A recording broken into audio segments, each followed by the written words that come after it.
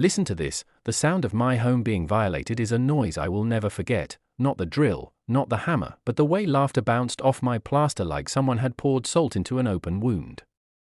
They made a party out of demolition. They were inside when I came back on a Wednesday, 2 days early, because something in my chest told me to. I still feel the weight of that moment, the key in my hand, the smell of wet cement, the sight that made my stomach roll. A toilet sat in the hallway like a grotesque trophy. My bathroom was a shell, cupboards empty, porcelain shards glittering on the floor. Dust hung in the air like a grey fog that wouldn't leave. There were 5 of them.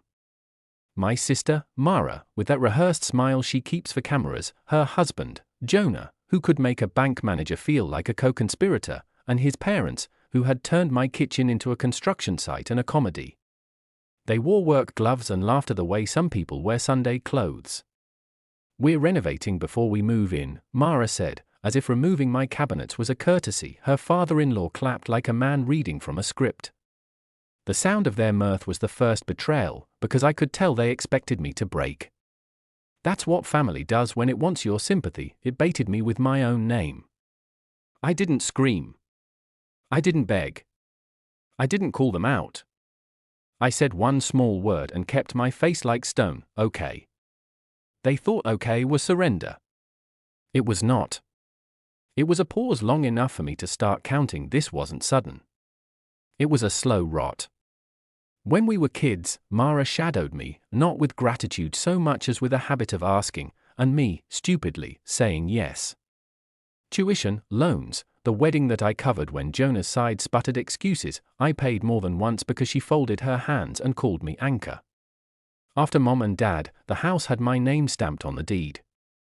It was mine on paper, but we both believed family meant invisible headline rights. I let her stay. I told myself temporary. Temporary stretched like chewing gum until it snapped. Small things shifted first. A contractor card left on my coffee table. A letter from a bank folded with 2 familiar creases. Jonah asking what time I'd be gone, not because he cared, but because he needed coordinates. Mara started missing the shy look she used to get when I helped her. She started giving orders in my kitchen, to the contractor, to the electrician, like she'd earned a key I'd never handed over. And the night I heard her whisper on the phone, "He won't resist. He's soft. We'll make it ours." Something inside me broke quiet. It wasn't vengeance in that moment. It was recognition. People show you who they are by what they do when no one is looking. So I stopped meeting them on their terms. I turned to the one language they did not expect me to speak, the law. Deeds, insurance policies, permit rules, I read them like prayers. My name, clear and alone, gleamed on the deed. No joint ownership. My insurance covered damage when done by unauthorized parties. Unlicensed construction? Illegal. Trespassing? Criminal. Fraud? Possible. I began to catalogue photographs of each ripped cabinet, every tile pried up, every single receipt I could find from workmen who weren't licensed. I documented footprints in dust, gloves left on countertops, contractor number scrawled on pizza boxes. Call it cold. Call it calculated. I called it survival. I worked through the night. I gathered paperwork like someone building a fortress out of paper. I called a city inspector, quietly, without the ring that might alert Jonah. I called a lawyer who didn't flinch when I explained the family angle. I called a police liaison who knew that not every domestic dispute wanted to end with a dramatic family scene. Some needed paperwork and a warrant. Piece by piece, the story assembled itself, not a melodrama, but a case the city couldn't ignore. When I finally told Mara what I'd done, she was on the street, the dust of my kitchen still under her nails. Her voice trembled like a child's. "You called them." She looked small, all sudden color gone from her face. There was fear there I had never seen on her before, and for a moment, just a scab of softness, I thought maybe I could feel pity. Then I remembered the phone whisper. The inspector's clipboard made the sound of judgment.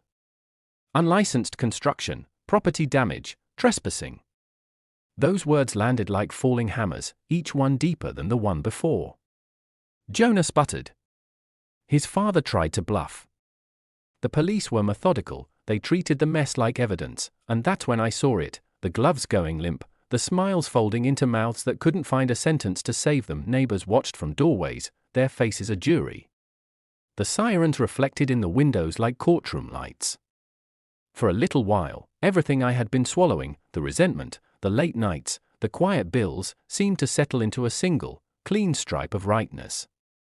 They were escorted from the house one by one, their pride left with the plaster dust on their shoes. After the officers left, the house was both eerily quiet and impossibly loud. Every step I took made a new echo. The emptiness felt like a room where a scream had been swallowed and turned into stillness. Evidence bags sat like ugly trophies, and the contractor's phone numbers were now items on a legal checklist. The renovations they'd started, the very things they thought would make the place theirs, had become the nails of their own coffin. People ask me if I regret it. If I feel hollow now that my sister has not called. The truth is simple and complicated. I regret the trust. I regret the small, stupid generosity that I mistook for love. I do not regret what I did next. Here's the part most people don't get. Justice tastes nothing like revenge when you've prepared it the way you prepare a quiet supper. It tastes like the exact thing you need to survive.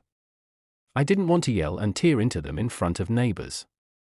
I wanted a result that could not be rewritten by gossip, that could not be reduced to his unstable. I wanted the truth to sit in a police report and on an inspector's clipboard where it would be impossible to gaslight away. But that's not the end. That's merely where the house stopped changing hands and the story began to reveal its deeper wounds. Weeks later, when the dust settled and the city demanded restitution, I opened a small, hidden drawer where I kept things from when Mara and I were children, ticket stubs, a dried daisy, letters she'd written to me when she called me hero, without irony. Inside was a photograph of our parents on the porch, smiling like everything in the world hadn't been complicated yet. I had kept it safe the way people keep soft things in hard boxes. I took that photo and I looked at the face of my sister and the woman she used to be. For a second I let myself imagine reconciliation, but then I realized something harder. Sometimes the people who know the right answer still choose the wrong one because the reward tastes sweeter at their fingertips. So here's the twist you weren't expecting. I didn't call the police only to reclaim walls and sink fixtures. I called them to reclaim the story we both belong to prove that names on paper mean something, even when people try to rewrite history with a laugh and a glove. I wanted the record to be clear, because if there's one thing my parents taught me, it was that truth is a currency that compounds. Mara hasn't spoken to me since. Jonah's parents have started coming by the courthouse for hearings instead of my kitchen for coffee. The house is repaired now, not by them, but by people who understand permits and receipts. The photo is back in its drawer, but I keep it wrapped in paper now, because memory is fragile and I am, finally, wary. People ask, am I lonely? Sometimes. I miss the voice of the sister who called me when she'd had a nightmare. I miss the small, ordinary things past kindness brought us both. But I do not miss the woman who thought she could rewrite the terms of my life overnight. If you were me, what would you have done? Would you have shouted? Would you have handed over the keys?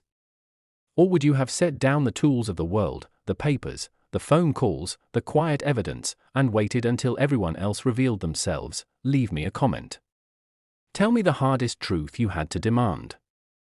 If you feel this, if something in this makes your jaw clench, say it below, because I believe stories are how we measure one another. And if you want more, subscribe. I'll tell you the story of the day I found a second, smaller betrayal, something you won't see coming, and why, in the end, the quietest weapon is patience. I said okay the night they ripped my kitchen out. I wasn't agreeing. I was declaring war. And in the morning, when the inspector arrived, I watched them learn that not every meek heart is empty. Sometimes it's a reserve. Sometimes it's the last thing you have that keeps you from being erased.